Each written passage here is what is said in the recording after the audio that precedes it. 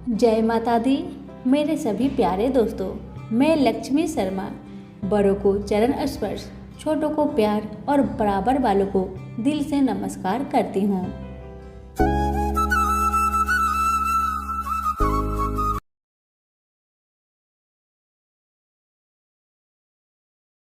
आज आप सुनेंगे श्री सत्यनारायण भगवान की व्रत कथा। कथा को पूरा सुनिए। अगर अच्छी लगे तो लाइक, शेयर और चैनल को सब्सक्राइब अवश्य करें। कथा। एक समय की बात है।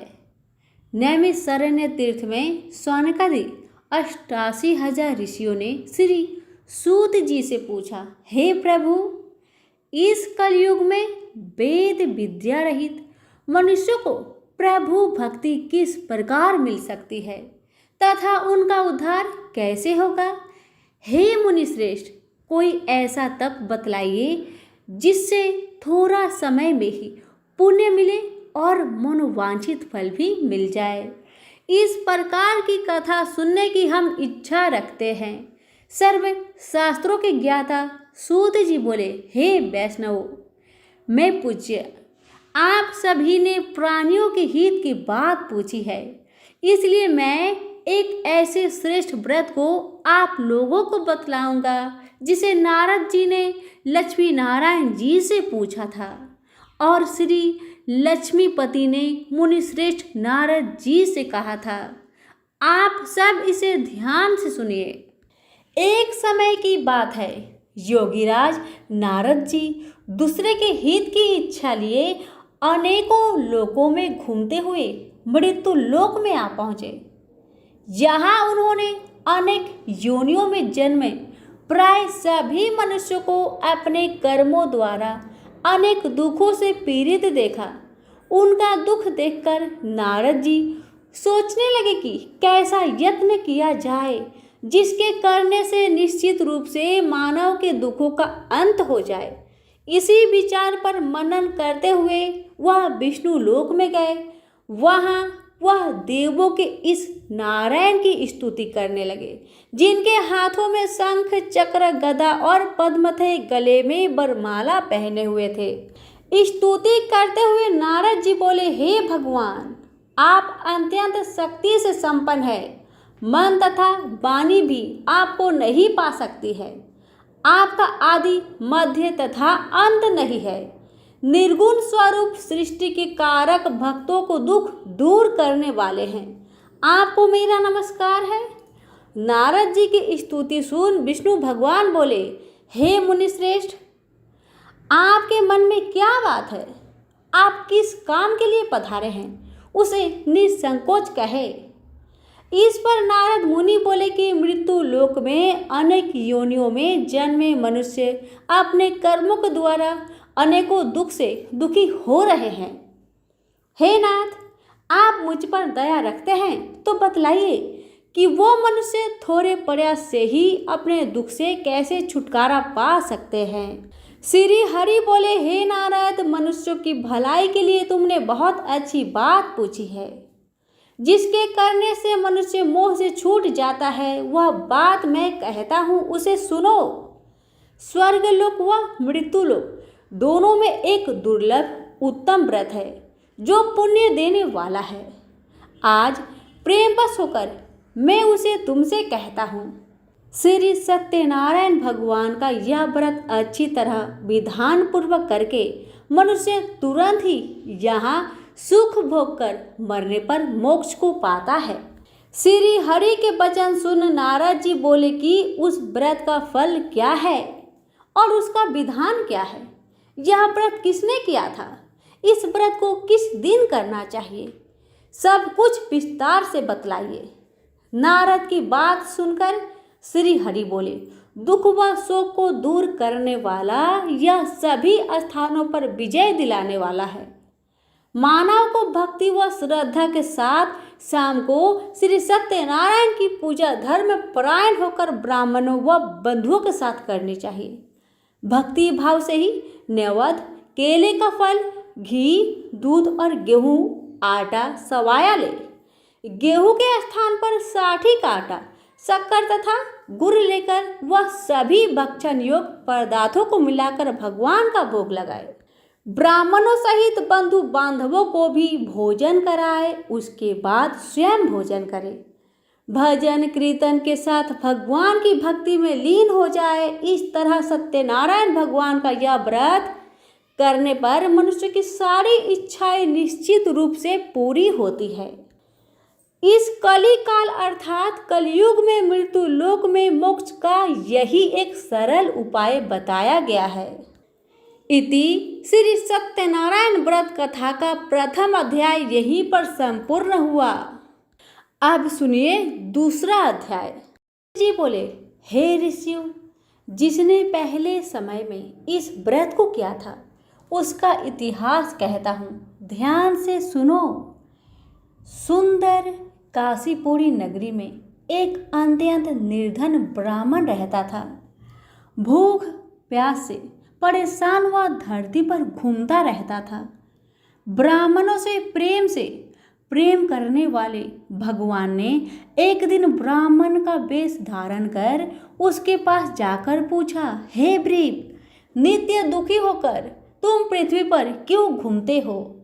दीन ब्राह्मण बोला, मैं निर्धन ब्राह्मण हूँ, भिक्षा के लिए धरती पर घूमता हूँ।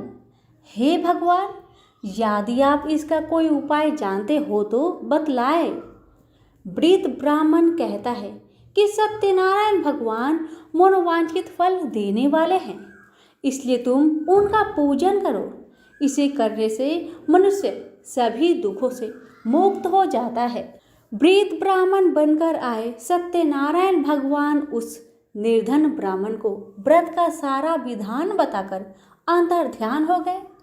ब्राह्मण मन ही मन सोचने लगा कि जिस व्रत को वृद्ध ब्राह्मण करने को कह गया है मैं उसे जरूर करूँगा।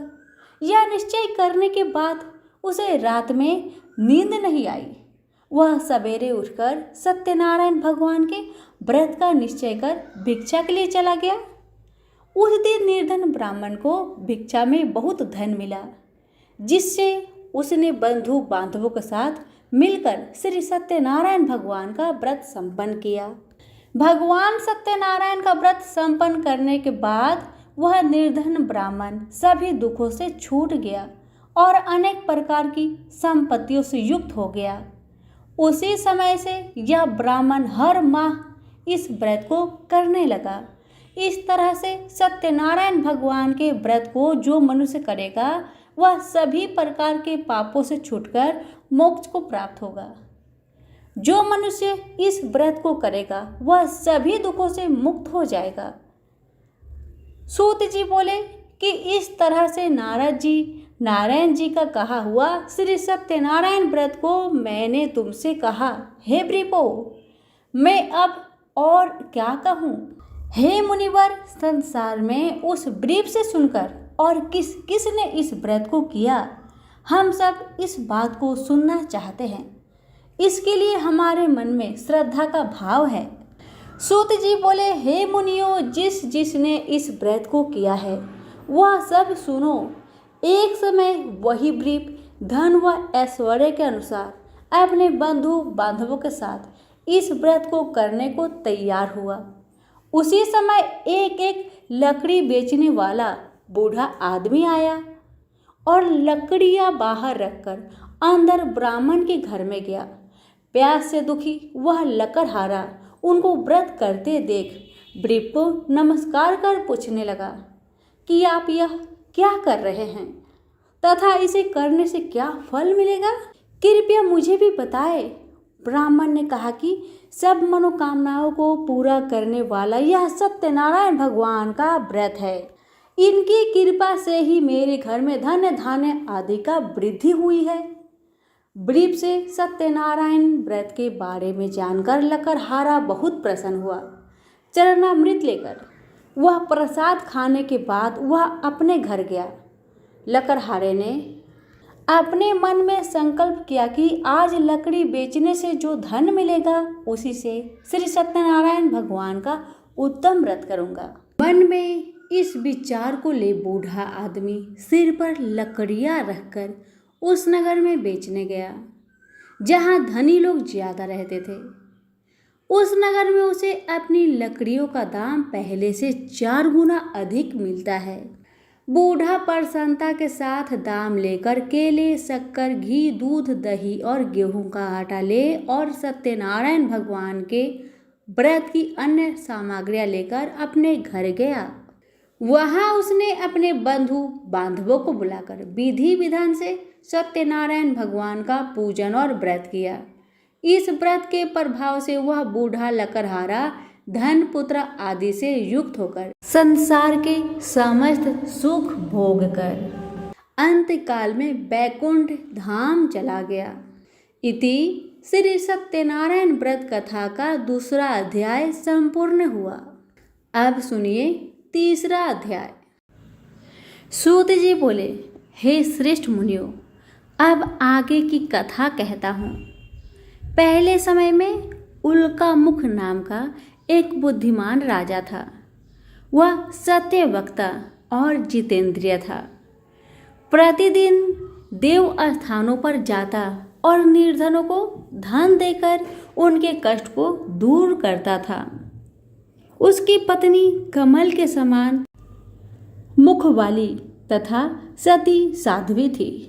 भद्रशिला नदी के तट पर उन दोनों ने श्री सत्यनारायण भगवान का व्रत किया। उसी समय साधु नाम का एक वैश्य आया। उसके पास व्यापार करने के लिए बहुत सा धन भी था।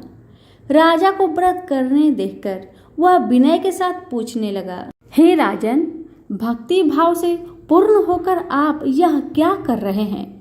मैं सुनने की इच्छा रखता हूँ, तो आप मुझे बतलाइए। राजा बोला, हे साधु, अपने बंधु बांधवों के साथ पुत्र आदि की प्राप्ति के लिए महाशक्तिमान श्री सत्यनारायण भगवान का व्रत व पूजन कर रहा हूँ। राजा के वचन सुन साधु आदर से बोला, हे राजन, मुझे इस व्रत का सारा विधान कहिए। आपके कथा अनुसार मैं भी इस व्रत को करूँगा।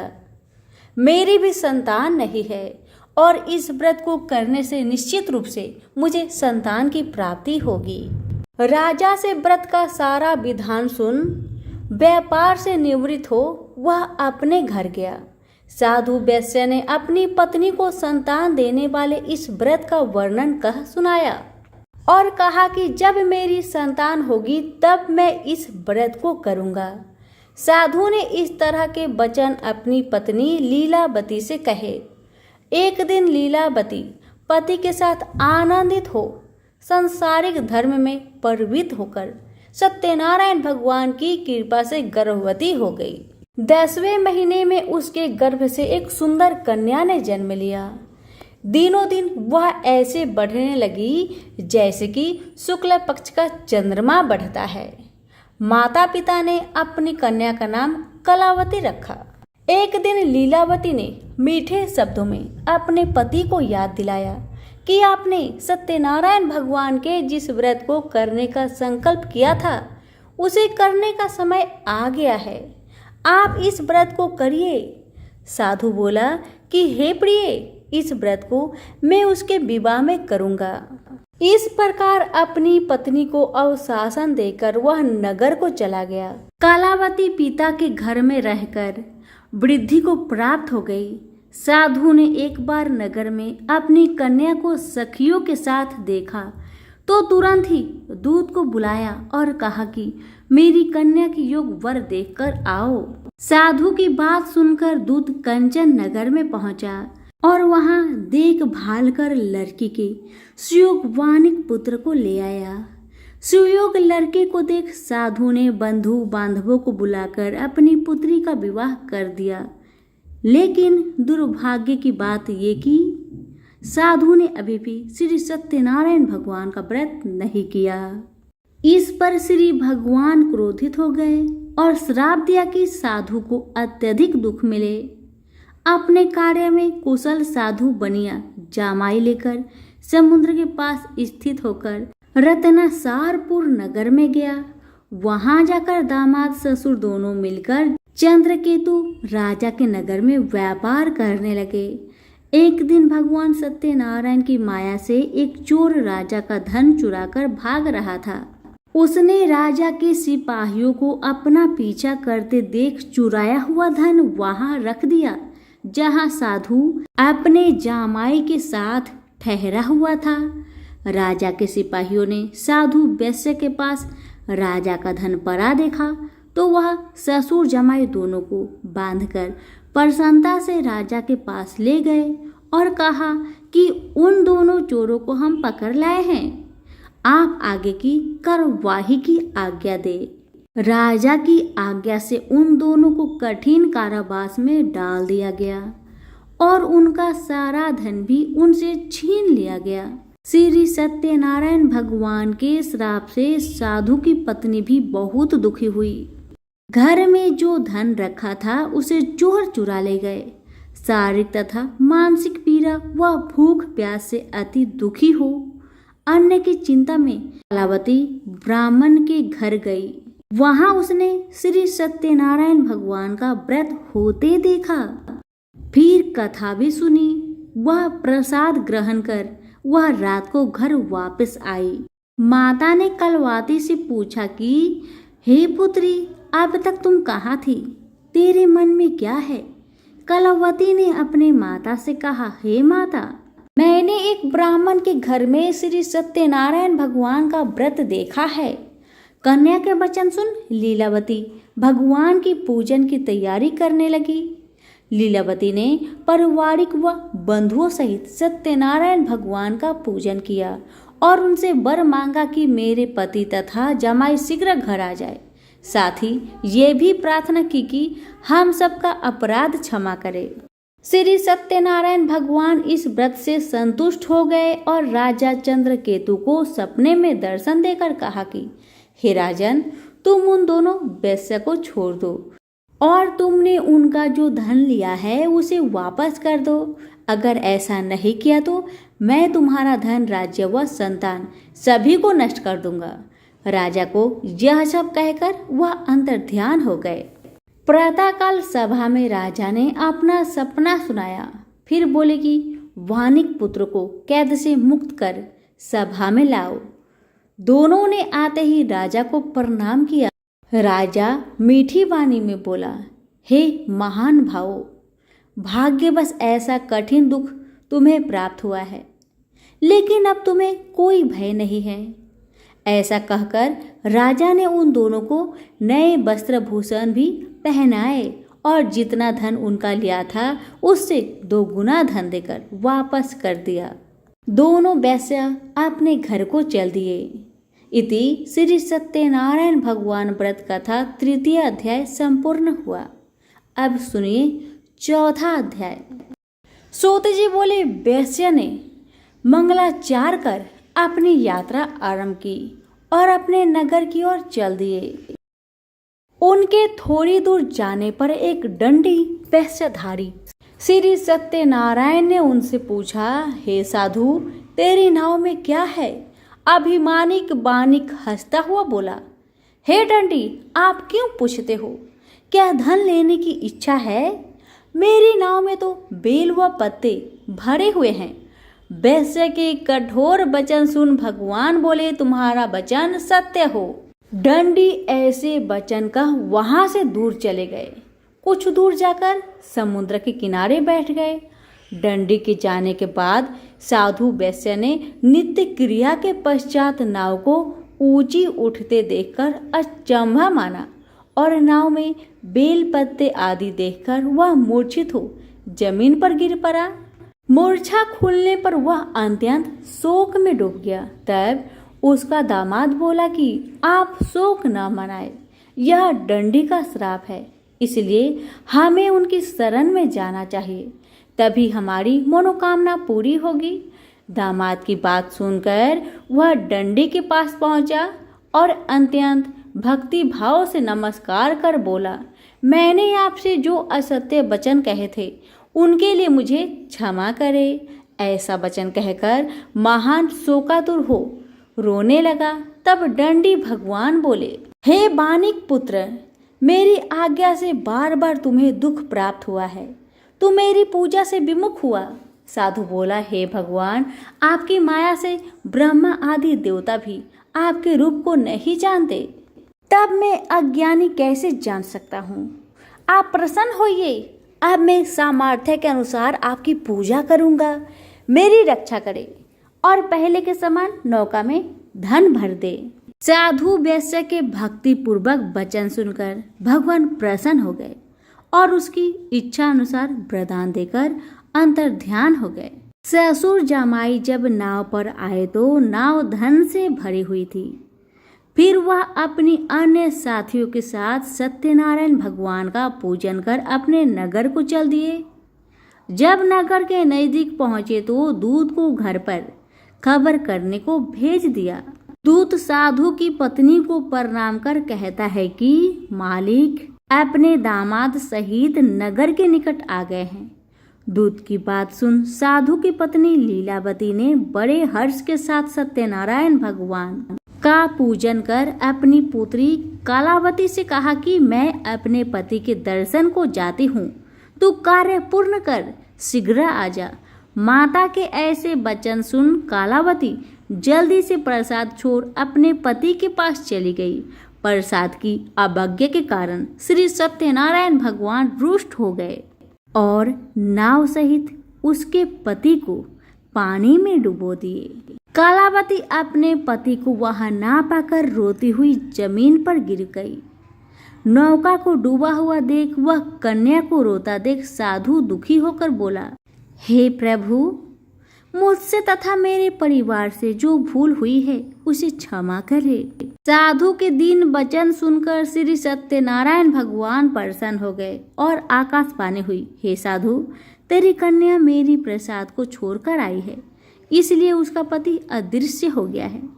यदि वह घर जाकर प्रसाद खाकर लौटती है तो इसे इसका पति अवश्य मिलेगा। ऐसी आकाशवाणी सुन कलावती घर पहुंचकर प्रसाद खाती है और फिर आकर अपने पति के दर्शन करती है। उसके बाद साधु अपने बंधु बांधवों सहित श्री सत्यनारायण भगवान का विधि विधान से पूजन करता है। इस लोक का सुख भोग वह अंत में स्वर्ग को जाता है। इति श्री सत्यनारायण भगवान व्रत कथा का चतुर्थ अध्याय संपूर्ण हुआ। अब सुनिए 5वां अध्याय। सूत जी बोले, हे ऋषियों, मैं और भी एक कथा सुनाता हूँ, उसे भी ध्यान पूर्वक सुनो। प्रजापालक में लीन तुंगध्वज नाम का एक राजा था। उसने भी भगवान का प्रसाद त्याग कर दुख का सामना किया था।